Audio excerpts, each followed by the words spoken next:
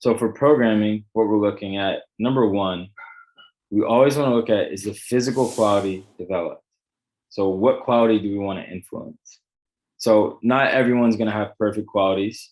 Very few people have very, very, very developed qualities when it comes to sprinting. So we want to look at number one is force velocity profiling. So we're testing those physical capabilities. We're finding which of those six buckets you fall in, right? There's six different ways you can run this sprint and from a physical standpoint. Which one do you fall in? Second, we create a load velocity profile.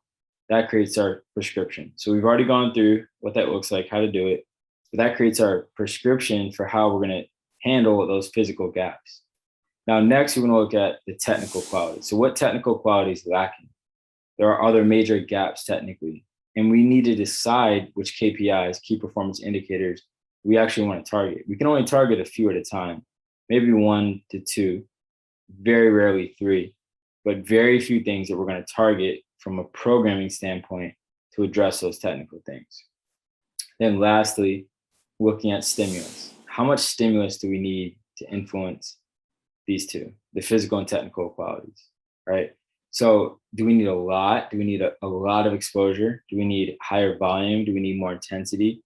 We need to find that right mix. Now, for some athletes, it's sport specific. A basketball player doesn't need to do a ton of high velocity work, although there is some high velocity work that's in their program. Or a wide receiver is going to spend some time actually doing higher speed running, getting exposures to that range so that they're safe and they can manage that type of load when they get in the game. So it's very specific to your population, to your target, what you're trying to achieve. But also we need to make sure that we're not training our basketball players like 400-meter runners or 100-meter sprinters. There's some aspects of each of these qualities that are going to be good for that athlete, but we have to keep it within the context of that game.